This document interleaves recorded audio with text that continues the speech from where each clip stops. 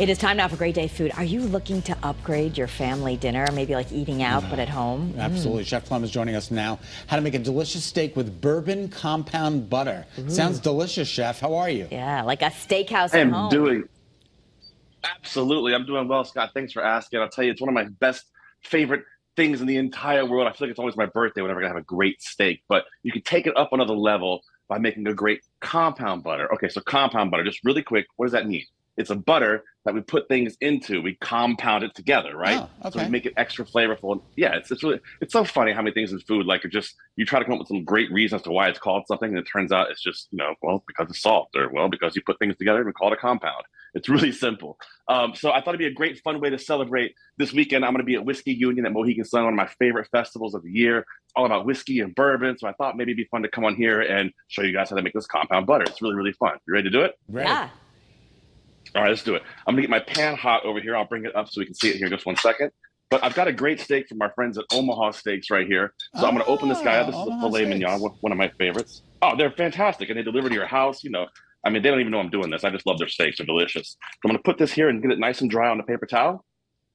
What I'm going to do is, it's very, very important when you're doing steaks like this, you want to go ahead and season it up first. But I'm not going to put black pepper on it, okay? I'm just going to put salt. Black pepper burns. So we always want to finish with black pepper, not cook with black pepper. Remember that, okay? Because it will I burn. just learned that Now, from you. I didn't know, and I've always been doing salt and pepper on steak, so I didn't know. Okay.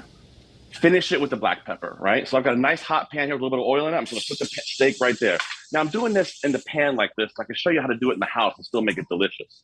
So I've got the steak in there. We're going to let it sear nicely. Now, unlike anything that has sugar in it, steaks do not caramelize. That's a misnomer. It's called the Maillard reaction. What happens when the heat hits certain compounds in the steak, the proteins, that's what makes it turn dark and get that extra delicious crusty flavor on it, which is what we want.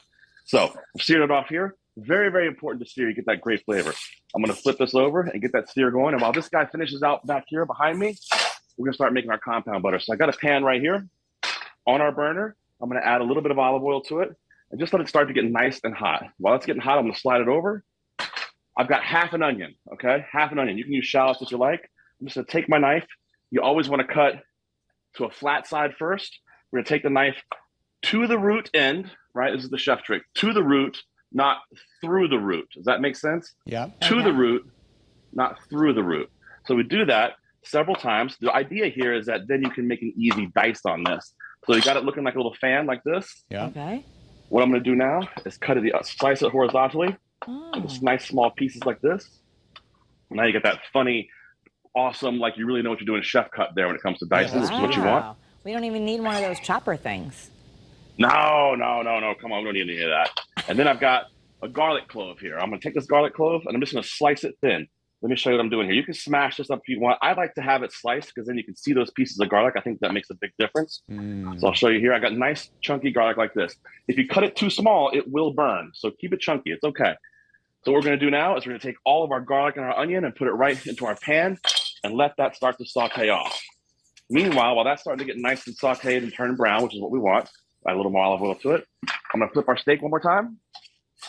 Okay, I'm going to bring this over to the camera so you can see. Look at that beautiful coloring on the overhead camera. Can you guys see that? Where is that? There it is. Oh, yeah. Look at that beautiful coloring on that. Yeah, that's what we want.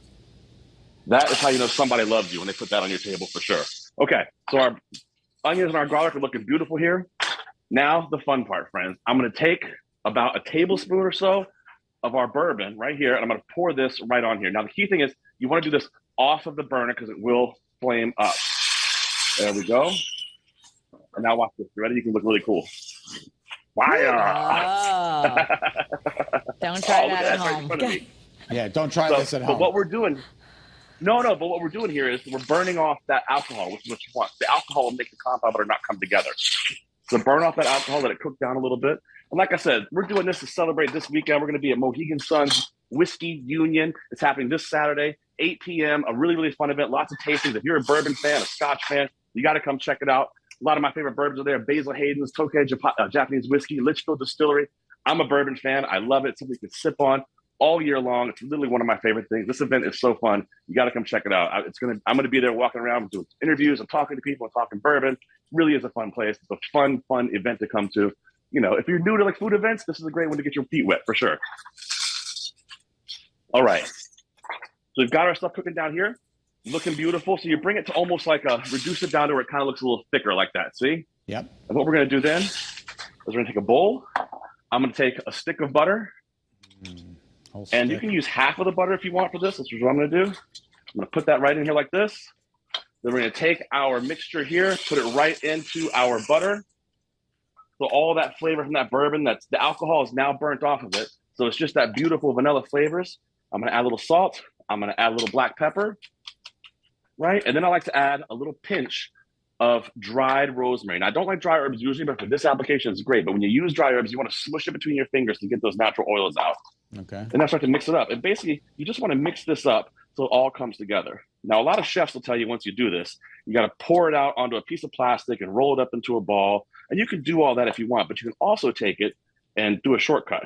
And, I'm a big fan of shortcuts, Kara, when it comes to cooking at home. It means less mess. Yeah. So what I do is I actually take it and I'll pour it into a little cup like this, right? Put it right into the cup. If I had more cameras, I'd show you because I take it and put it in my fridge just like this. And when it comes out, let me show you what it looks like. It looks great because it comes out and it's nice and solid. You can cut into it with your knife or with your spoon. Look at this. It comes out just like this. You can see it's nice and solid. Yeah, so beautiful. We've got a beautiful steak. We've got a beautiful butter. Let's do a quick plate up. I'll show you how to use it. It's awesome. Here's my plate. I'm going to take my steak just like this out of the pan. Beautiful filet mignon from Omaha. Those guys are great. I'm going to take my spoon. I'm just going to cut right into this, right? Just like this. Cut right into it and take a nice big hunk of it out. And you want that garlic and you want that bourbon butter on there, and a little bit of shallots and onions on there. I'll hit it with a little bit of black pepper to finish it off. And then I'll give it one little, just to be fancy, Scott, a little good olive oil on the side. Oh. And look at that. Wow. Beautiful steakhouse quality. That steak is hot, so that butter will melt down across it as it sits on the table or before it goes out and adds so much flavor to it. I'm telling you, a compound butter is the way to go. And fun things you can do. Add different herbs to it. Add apples to it. It doesn't have to be bourbon. And what I did, you can always add so many different things to it. Like I said, herbs, apples, fruit. You can make a really great compound butter all summer long for all of your grilled needs. All right, Thank have you, fun Chef. this weekend. Yeah, fun.